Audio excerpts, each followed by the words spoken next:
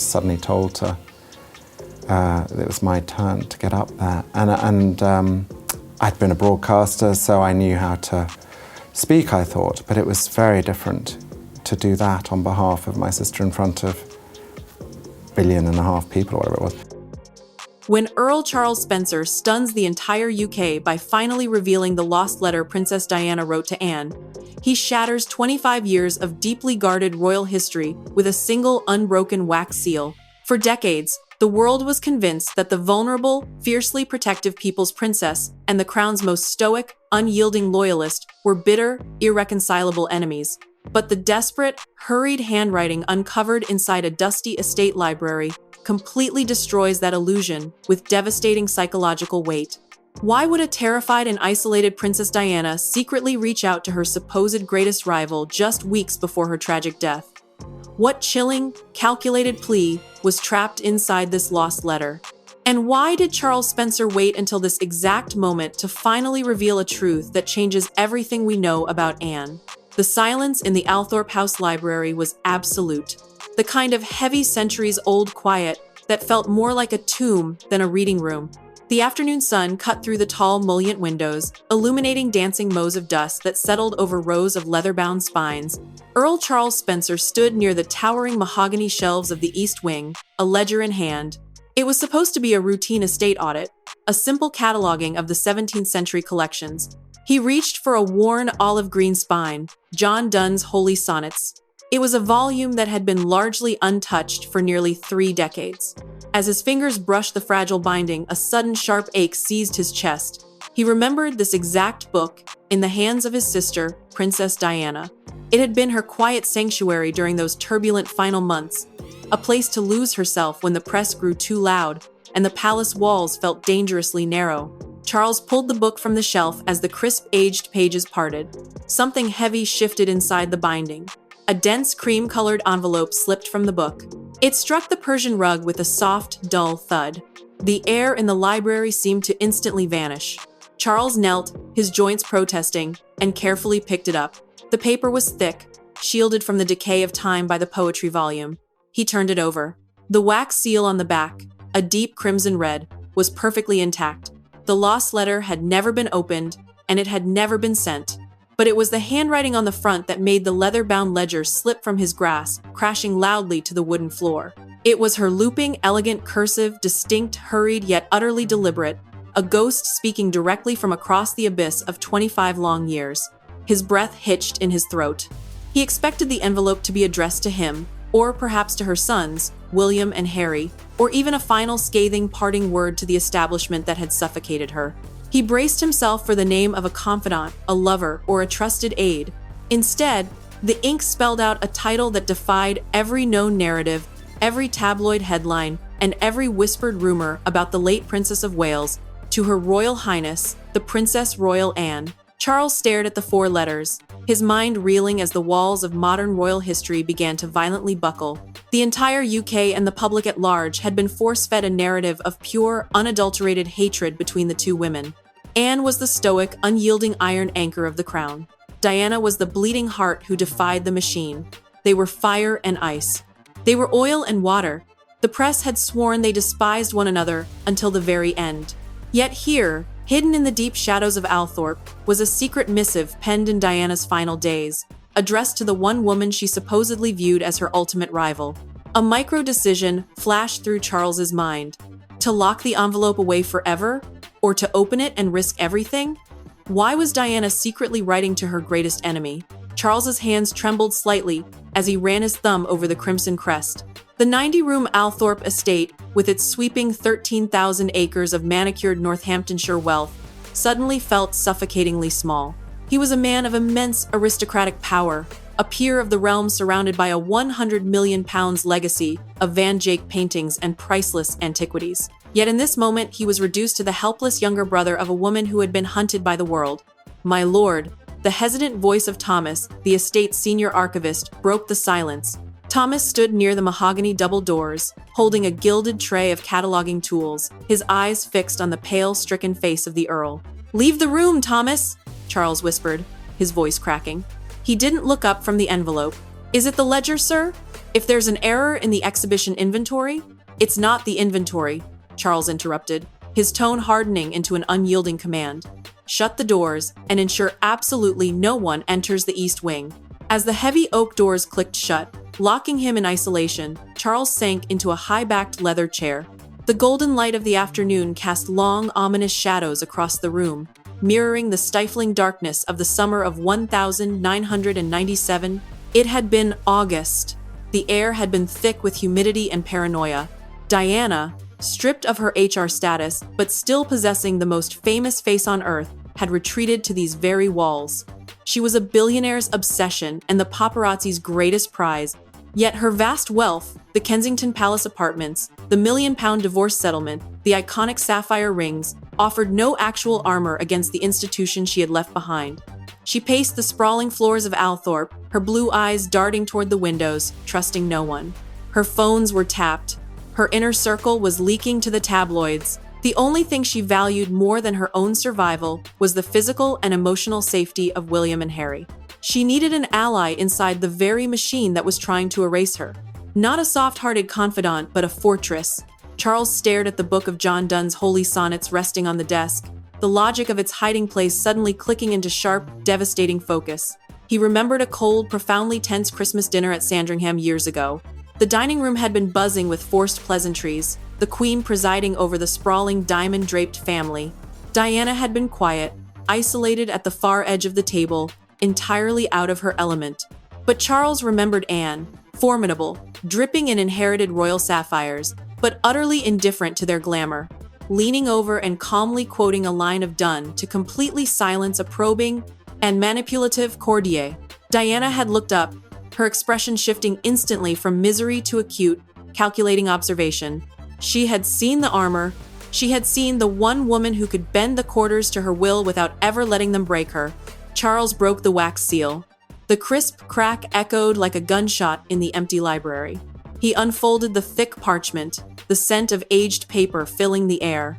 "My dearest Anne," the letter began. The words were erratic, pressing deeply into the page, written by a mother running completely out of time. "They are going to try to break my boys, and I know you are the only one who knows how to survive them." Charles stopped breathing. The silence of the library was suddenly deafening. He flipped to the second page, his eyes frantically scanning the ink, and his heart pounded violently against his ribs. There was a name mentioned at the very bottom of the page. A name that proved without a shadow of a doubt that Diana knew exactly what was coming for her. The name scrolled at the bottom margin wasn't a royal family member, but a shadow, one of the deeply entrenched senior quarters Diana had privately dubbed the Men in Grey. This specific man had been quietly appointed to oversee William's public integration just weeks before the Paris crash. Diana's hurried ink warned that this man's explicit mandate was to strip William of his mother's empathy, to mold him into an unfeeling institutional asset. Charles felt the blood drain from his face. He slammed the book shut, the dust billowing violently into the shaft of sunlight. He knew the press. If he handed this to Fleet Street, they would butcher it, turning a mother's desperate battlefield strategy into a sensationalized tabloid war. There was only one way to honor the terrifying weight of the wax seal he had just broken. He had to look into the eyes of the Iron Fortress herself. Reaching across his mahogany desk, his knuckles white, Charles picked up the heavy secure landline. He bypassed the public switchboards, dialing a private Buckingham Palace routing number he hadn't dialed since the grueling week of the funeral. As the line clicked and hissed through the secure channels, Charles's mind flashed to a visceral, chaotic memory. It was 1974, playing on a grainy television screen. The aftermath of the armed kidnapping attempt on Princess Anne. A gunman had shot her bodyguard and ordered the 2-3-year-old princess out of the car. While the nation watched in horror, Anne had stared down the barrel of a gun and calmly replied, "Not bloody likely." That was the precise moment Diana had realized the truth about her sister-in-law. Diana had once whispered to Charles pacing the gardens of Althorpe that while the rest of the family hid behind the palace gates, Anne was the gate. She was bulletproof, and William needed a bulletproof vest. "Equerry to the Princess Royal, state your business." A crisp, militaristic voice answered. "This is Earl Spencer," Charles said, his voice dropping an octave, razor-sharp and trembling with adrenaline. "I require an immediate, completely off-the-books audience with Her Royal Highness at Gatcombe Park. My lord, the Princess Royal schedule is locked for the next 3. Tell her, Charles interrupted, his tone leaving absolutely no room for protocol, that I am standing in my library, holding a letter with a red wax seal dated August 1997. Tell her it's from Diana. The line went dead silent. The silence stretched for 10 agonizing seconds. Then a sharp click and a different voice came on the line. Older, deeper, entirely devoid of warmth. Tomorrow at dawn, come through the West Service gates. Speak to no one. The line cut off. 14 hours later, the tires of Charles's Range Rover crunched over the frost-covered gravel of Gatcombe Park. Anne's heavily fortified private country estate, the sprawling Gloucestershire manor, was cloaked in heavy pre-dawn fog, the grandstone facade looming like a fortress. He was ushered immediately through the heavy oak service doors by a silent, grim-faced guard, and led into a Spartan wood-paneled study that smelled of leather and hunting dogs. A figure stood by the unlit fireplace, her back to him, staring out into the gray morning. Princess Anne didn't turn around when the heavy door clicked shut behind him. I was told you destroyed everything she left at Althorpe to keep the press away. Anne's voice cut through the cold air, sharp and unyielding as a blade. I missed one, Charles replied, stepping forward and placing the aged cream-colored envelope on the heavy oak table between them. Anne finally turned. Her face was an unreadable mask of aristocratic discipline, her posture rigidly perfect. But as her piercing gaze dropped to the table, locking onto the distinct, frantic handwriting of the woman she had supposedly loathed, something impossible happened. The iron armor cracked. Anne took a sharp, jagged breath, and her eyes shot up to Charles, harboring a secret so heavy it threatened to bring the entire monarchy to its knees. The only sound in the austere, freezing study of Gatcombe Park was the ragged, uneven breathing of the crown's most impenetrable fortress. Princess Anne slowly reached out, her usually steady, calloused hands that had spent decades gripping the reins of massive equestrian champions, trembling violently as her fingertips brushed the broken crimson wax. She didn't read the parchment immediately. Instead, she traced the looping A of her name on the envelope, her legendary stoic facade fracturing under the unbearable weight of a 25-year-old ghost. She was terrified. Anne Charles Spencer's voice broke the silence thick, with an agonizing grief he had buried since the summer of 1997. He stepped closer to the heavy oak table, his eyes locked on the Princess Royal. The press told the world you despised her. The firm let the public believe you drove her out, but she didn't write to her friends that August, she wrote to you. Anne closed her eyes, and for a fleeting cinematic second, the cold stone walls of the Gloucestershire manor dissolved into the suffocating velvet-draped corridors of Balmoral Castle in the bitter winter of 1992.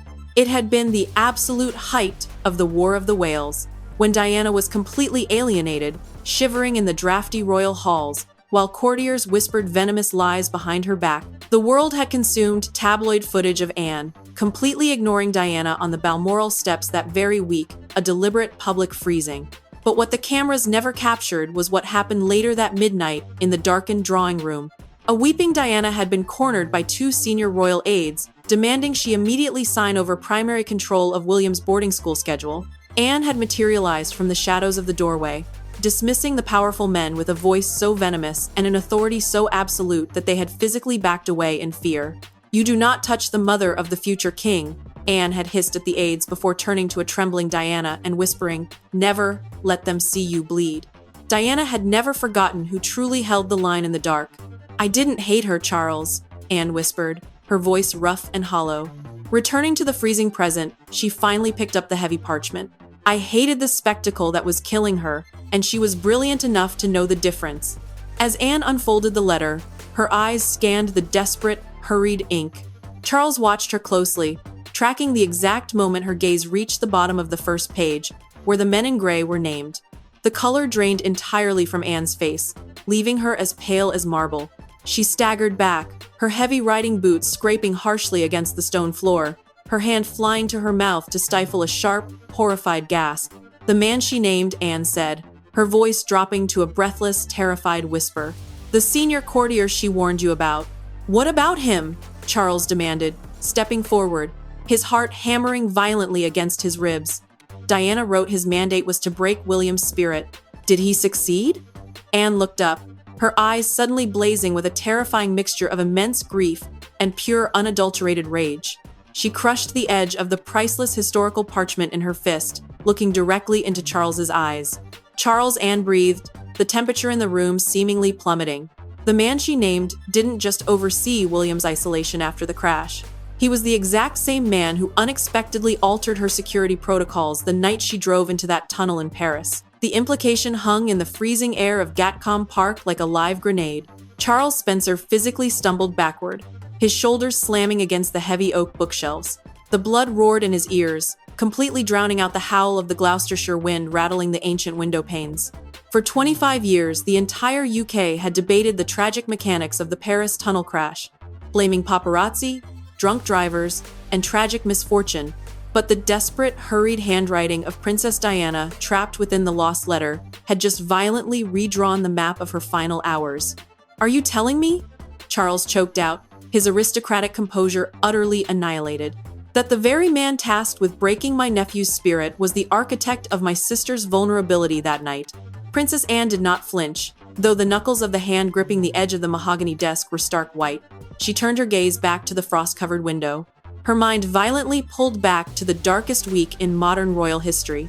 It was September 1797. The cinematic memory played with agonizing clarity. The deafening toll of the Westminster Abbey bells, the suffocating scent of lies, and the sight of a 15-year-old William walking behind the gun carriage, his head bowed, his hands clenched into tight fists.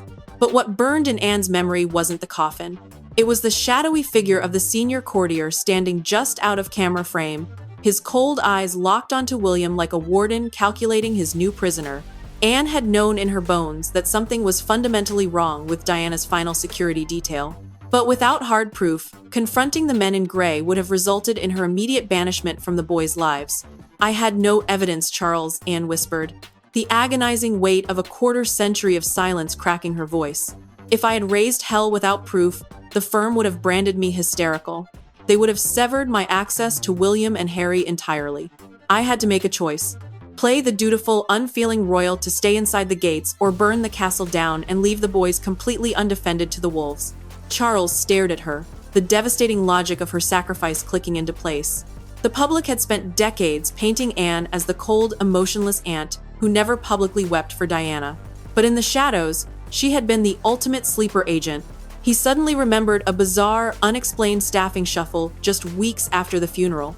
The very courtier Diana had warned about was abruptly removed from William's household, quietly reassigned to a meaningless post in a different hemisphere. The press had assumed it was a standard bureaucratic rotation. "You exiled him," Charles breathed, his eyes wide with a terrifying new reverence. "You didn't just stand by, you purged him from William's orbit." "I neutralized him," Anne corrected sharply, her legendary steel returning, her eyes locking onto the lost letter. "But I couldn't destroy him, not without the smoking gun. For 25 years, I have watched the shadows, waiting for the one piece of evidence that proved Diana knew exactly what they were doing." She stepped forward, picking up the priceless cream-colored parchment with a sudden predatory intensity. "And now," Anne said, her voice dropping to a dangerous, chilling whisper that made Charles's blood run cold. "Thanks to the lost letter Princess Diana wrote, we finally have the proof. But Charles, we have a massive problem. You are not the only one who realized this letter existed." Charles stared at the Princess Royal, the biting cold of the Gloucester morning suddenly feeling like a suffocating vice around his chest. "That is impossible," he stated, his voice trembling with a mixture of dread and defiance. "The letter was sealed inside a volume of John Donne. For 25 years, I was entirely alone in the Althorpe Library when it fell from the binding." Anne's eyes narrowed, her gaze cutting right through his aristocratic naivety. "Were you, Charles? The firm has spent a quarter of a century ensuring the narrative of her death remains untouched. They do not leave loose ends. Who else was in the East Wing?" A sickening jolt of adrenaline violently struck Charles's system. The cinematic memory of the previous afternoon rushed back with horrifying clarity. He remembered the heavy thud of the poetry book hitting the Persian rug. He remembered the immediate, almost unnatural timing of the mahogany doors opening. Thomas, the senior archivist, hadn't just been holding a gilded tray of cataloging tools. He had been staring directly at the pale, stricken face of the Earl, his eyes locking onto the cream-colored envelope before Charles could completely conceal it. "My archivist," Charles whispered, the realization making him physically nauseous. Thomas, He reports directly to the Crown Estate's Historical Preservation Committee. He saw the envelope, and within 5 minutes of your vehicle passing the Althorpe gates, he made a phone call to London, Anne confirmed, her voice devoid of panic but laced with lethal urgency. She moved swiftly to her heavy mahogany desk, her boots striking the stone floor like a war drum. This was the Anne the public never saw, the tactical commander who had survived decades in a viper's nest. She knew exactly how the shadowy senior quarters operated because she had spent her entire life outmaneuvering them. She remembered the ruthless efficiency with which they had swept Diana's Kensington Palace apartments clean within hours of her death, erasing journals, audio tapes, and private correspondence before the family could even process the grief. If the men in gray secured this letter, they would bury it under the Official Secrets Act, claiming it was stolen royal property and completely erase Diana's final, brilliant tactical masterpiece. The UK would never know the truth. They are already moving, Charles, Anne warned, pulling a set of heavy, rusted iron keys from her writing jacket. They will raid Althorpe by midday under the guise of an emergency historical audit. When they find the library empty, they will immediately realize you have brought it to me. Charles felt the crushing weight of history bearing down on his shoulders. The narrative shifted instantly from a shocking historical discovery to an active, desperate hunt. Diana had died trying to outrun this exact machine.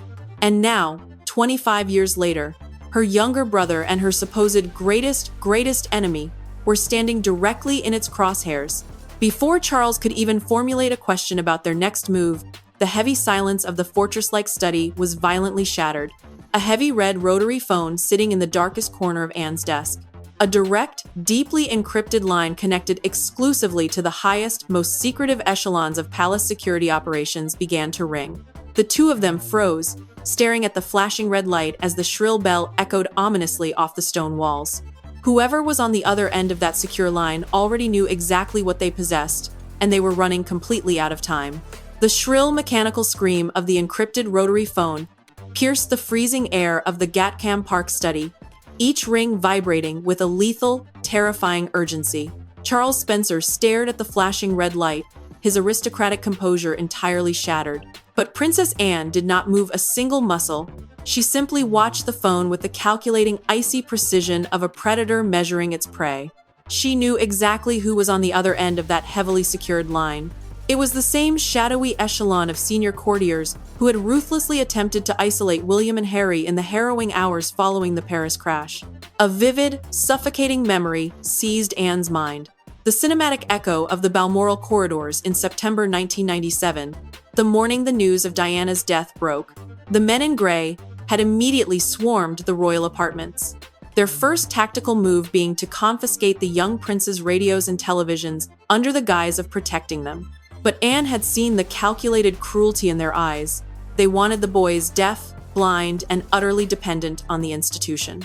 Anne had physically positioned her own body across the double doors of the boys' wing, her legendary steel radiating such pure, unadulterated menace that the senior equerries had retreated into the shadows. She had held the line then, and she was going to hold it now. The red phone stopped ringing. The sudden silence that slammed into the room was infinitely more terrifying than the noise. "They aren't calling to negotiate, Charles," Anne said, her voice dropping to a low, growly whisper as she turned away from the desk. "They are calling to confirm my location before they jam the communications grid." "Then we destroy it," Charles choked out, panic flooding his veins as he pointed a trembling finger at the cream-colored parchment. "We burn the letter right now. If they find it, they will bury the truth forever and brand us both as treasonous liars. You do not burn a weapon when the enemy is breaching the gates." Anne fired back, her eyes blazing with a ferocity that made Charles physically flinch. She snatched the lost letter from the oak table, her mind operating 10 steps ahead of the encroaching strike team. Diana didn't hide this letter in Althorpe so it could be turned to ash. She hid it so that when the time came, it could detonate. Charles stared at her, a profound, terrifying realization dawning on him. Anne wasn't trying to hide. She was preparing for war. "Detonate how?" Charles asked, his voice barely above a whisper. "We can't get this to Fleet Street. The Crown's injunctions will block publication before the ink dries." "We don't need Fleet Street," Anne replied, her gaze shifting to the heavy iron wrought clock on the mantel. In precisely 3 hours, the entire global press corps, along with every senior member of the firm, will be gathered at St. George's Chapel for the Order of the Garter ceremony. It is live. It is unedited, and they cannot cut the royal feed without causing an international incident. Charles felt the blood drain entirely from his face.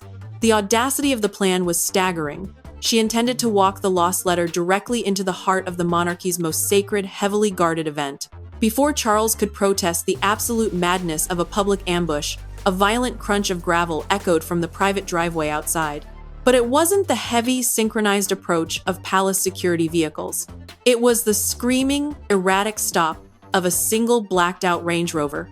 Anne moved to the frost-covered window, a grim, triumphant smile finally breaking through her stoic mask. "Good," she whispered. "He made it." "Who?" Charles demanded, his heart hammering violently against his ribs. "Who did you call?" "The only man in this family," Anne replied, turning back to him, her eyes locking onto his with devastating intensity. "Who has the absolute right to know what his mother sacrificed?" The heavy oak doors of the Gatcombe Park study burst open, violently shattering the suffocating tension. Standing in the threshold, framed by the freezing gray morning light, was Prince William. He was completely out of breath, his usually impeccable royal composure replaced by a terrifying, desperate intensity. Charles Spencer physically recoiled, the sheer magnitude of the moment locking the air in his lungs. The future King of England hadn't traveled with his standard security detail. He had driven himself, tearing across the frozen Gloucester roads after receiving an encrypted, untraceable distress signal from the only woman in the family who never cried wolf. William's eyes darted from his pale, shaken uncle to the absolute, unyielding stone of Princess Anne. The cinematic memory of walking behind his mother's coffin, a traumatizing, endless march orchestrated by the very senior quarters she had feared, flashed violently in his mind.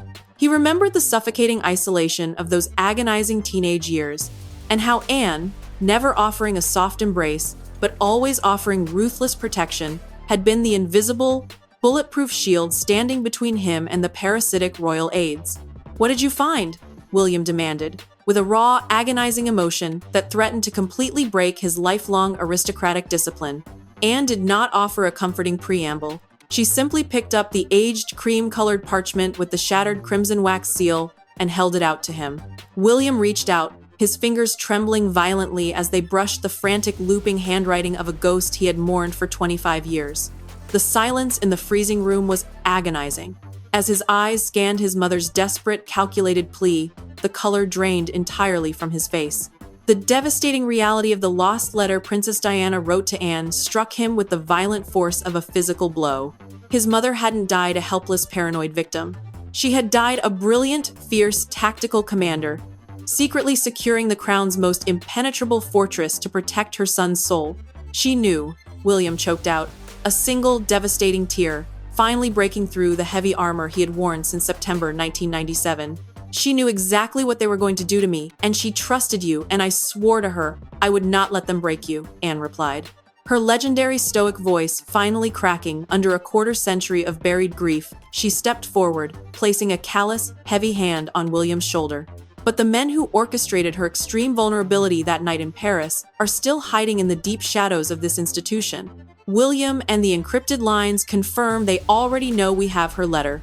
Charles Spencer stepped into the shaft of gray morning light, looking directly into the hardened eyes of the future king, completely realizing the terrifying explosive gravity of their ultimate move. The trap had been set 25 years ago, and it was finally time to spring it. When Charles Spencer stuns the entire UK by walking directly into the live, unedited broadcast at St. Newinstow, George's Chapel in exactly 2 hours alongside the future king and the Princess Royal, finally revealing the lost letter. The resulting shockwave won't just rewrite history. It will completely obliterate the corrupt men in grey who thought they had buried the truth forever. The entire UK will witness the ultimate heartbreaking redemption of Princess Diana and Anne, united in the fiercest act of maternal protection the monarchy has ever seen. William tightened his grip on his mother's final undeniable weapon, his tear-streaked face hardening into pure, unadulterated royal steel. "Then let them watch us burn their shadows down,"